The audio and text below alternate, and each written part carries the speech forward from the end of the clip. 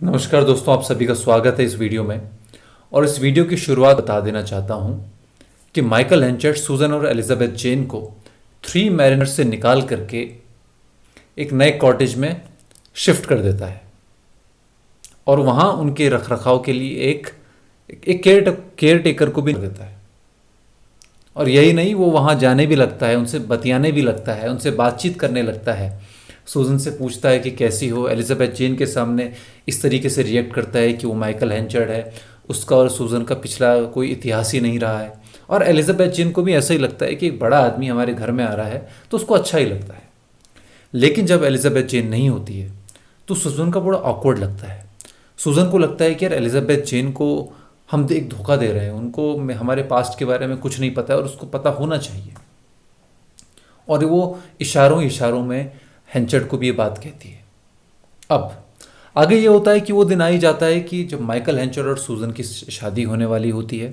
उस दिन का वेदर भी बड़ा ख़राब है और इस चैप्टर को इस तरीके से लिखा गया है कि ये शादी तो हो रही है, रीयूनियन तो हो रही है, लेकिन इस रीयूनियन में वैसी खुशी नहीं है जैसी शादी में होती है। शादी का एक माहौल होता है, लोग खुश हैं, हंस रहे हैं, गा रहे हैं, वर वधू को क्या कहते हैं उसको, शुभकामनाएं दे रहे हैं कि बहुत अच्छे रहे, आगे अच्छा रहे। लेकिन ये एक ऐसे वर वधू की शादी बहुत ही ख़राब ढंग से टूटी हुई है। 20 साल पहले अपनी वाइफ को बेच दिया इस बंदे ने और उससे फिर से शादी कर रहा है। तो I think it is not going to be the same. हालांकि लोगों को पता नहीं है कौन है, लेकिन बात तो यही पूरे क्षेत्र में कि इतना बड़ा आदमी इतनी साधारण स्त्री से शादी क्यों कर रहा है। एक तो इसने कई सालों तक किसी औरत से कोई संबंध नहीं रखा, बात तक नहीं की, और अब अचानक से कि एक साधारण स्त्री के प्रेम में पड़ गया है जिसकी उसकी बेटी की उम्र की बेटी है। लोगों को समझ में नहीं आता और लोग इस चीज़ का फ़ायदा भी उठाते हैं, मजाक भी उड़ाते हैं कि he waited too long and settled for too little. And उसको गोस्ट भी कहते हैं। किसको गोस्ट कहते हैं? सूजन को, क्योंकि उसका कलर बड़ा ही पेल है। पेल का मतलब होता है कि कह सकते हैं कि वाइट है लेकिन डल वाइट है, क्योंकि न्यूट्रिशन नहीं मिला, गरीबी में रही, तो इसलिए उसको गोस्ट भी कहते हैं। और माइकल हेंचर्ड इन सारी बातों को सुनता भी रहता है। तो इस चैप्टर में सिर्फ इतनी ही होती है कि शादी होती है, लेकिन शादी वाली खुशी नहीं होती है। It's very awkward. और शादी के बाद क्या क्या होता है ये चैप्टर 14 हमें बताता है। एलिजाबेथ जेन और सूजन हेंचर्ड अब शिफ्ट हो चुके हैं अपने पति माइकल हेंचर्ड के घर पे।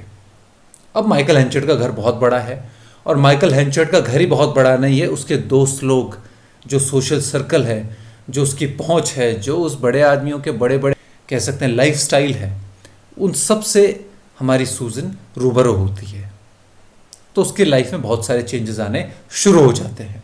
और जहाँ तक बात रही उसकी बेटी एलिजाबेथ जेन की, उसकी लाइफ तो पूरी की पूरी बदल गई है, कुछ हो चुकी है। जो पॉवर्टी का दाग उसके कैरेक्टर पर था अब जा चुका है। अब अच्छे खान पान से, अच्छे रहन सहन से, अच्छे रिस्पेक्ट से उसके फेशियल फीचर्स भी बहुत अच्छे हो गए हैं। अब वो जहाँ पर उसकी माँ और उसका कलर पेल हो चुका, अब वो और ज़्यादा खिल चुका है।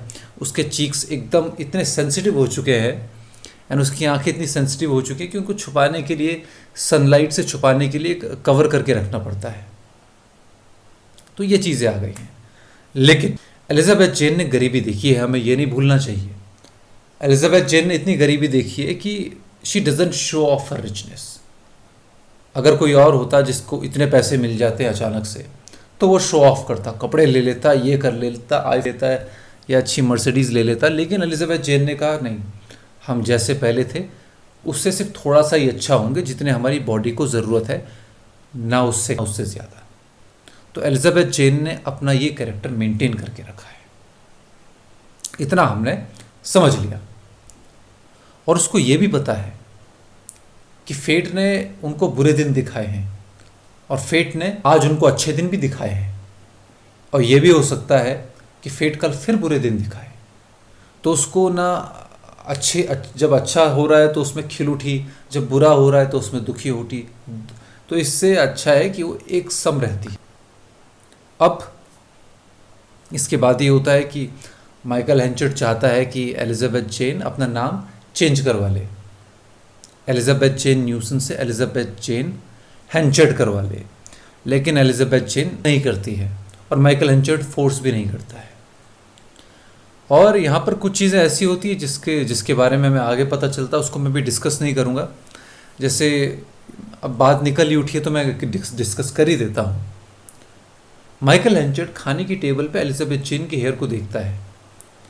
अब सूजन से पूछता है कि जब मैंने बचपन में इसे देखा था, जब इसको तुमको बेचने से पहले तो इसके बाल काले थे, अब ब्राउन कैसे हो गए? अब उसका जवाब कुछ नहीं आता है। तो माइकल हेंचर्ड भी टाल देता है, वो सोचता है कि छोटी सी बात है और भूल जाता है। इस पॉइंट को हम ध्यान रखेंगे, आगे चल करके हमको इसके बारे में कुछ पता चलेगा। अब बात करते हैं हेंचर्ड पे। अब माइकल हेंचर्ड के पास एक अच्छा सा फारफ्रे आ रखा है, फारफ्रे डोनाल्ड फारफ्रे, उसका मैनेजर। अब उसके मैनेजर जैसे ही उसने का पद ग्रहण किया, जिस दिन से उसने पद ग्रहण किया था और अब तक वो इतने अच्छे ढंग से काम कर रहा है। जहाँ पर पहले बोल करके काम होता था, अब लिखा पढ़ी एकदम ठीक ठाक हो रही है। मतलब सब कुछ ग्रोथ में जा रहा है। और इतना ही नहीं, जहाँ पर काम होता है, जहाँ पर यार्ड है, जहाँ पर सारा लेन देन होता है, वहाँ पर देखा जाता है एलिजाबेथ जेन द्वारा। एलिजाबेथ जेन का रूम उसके ठीक ऑपोजिट वाले घर के सबसे ऊपर होता है। तो एलिजाबेथ जेन देखती रहती है हेंचर्ड और डोनाल्ड फारफ्रे को भी, कि दोनों के बीच कितनी क्लोजनेस है, दोनों एक दूसरे के साथ काम करते हैं, एंड एट्सेट्रा एट्सेट्रा। तो माइकल हेंचर्ड का बिजनेस भी ग्रो होता है। उसके बाद टर्नओवर एक ऐसी जगह है जहाँ पर बुलाया जाता है एलिजाबेथ जेन और फारफ्रे को। एलिजाबेथ जेन और फारफ्रे को दोनों को लेटर मिलता है कि आपको टर्नओवर पे बुलाया गया। दोनों पहुँच जाते हैं। एलिजाबेथ को लगता है फारफ्रे ने बुलाया, फारफ्रे एलिजाबेथ ने बुलाया है। जब दोनों एक दूसरे को लेटर दिखाते हैं तो दोनों को लगता है किसी तीसरे ने बुलाया है। अब वो तीसरे का वेट करते हैं, तो तीसरे का वेट नहीं करते हैं तो तब तक देर हो जाती है, तो डरते हैं कि चला जाए यहाँ से। लेकिन मुझे लगता है कि सीन की इंपॉर्टेंस ये है कि किसी ने उन दोनों को, कोई चाहता था कि दोनों मिलें और मिल भी गए हैं। I think this is going to be the of a love story. तो दोनों की बातें होती हैं यहाँ पर, और फिर एलिजाबेथ जेन अपने घर की ओर चली जाती है और फारफ्रे अपने घर की ओर। उन दोनों के बीच क्या क्या बातें होती हैं ज़्यादा इम्पोर्टेंट है नहीं, बस एलिजाबेथ जेन फारफ्रे के गाने के बारे में बताती है जो उसने 3 मैरिनर्स में गाया था, etcetera etcetera, and this is how this scene ends. तो अगले चैप्टर में हम देखेंगे कि क्या क्या होता है। Till then take care, bye bye.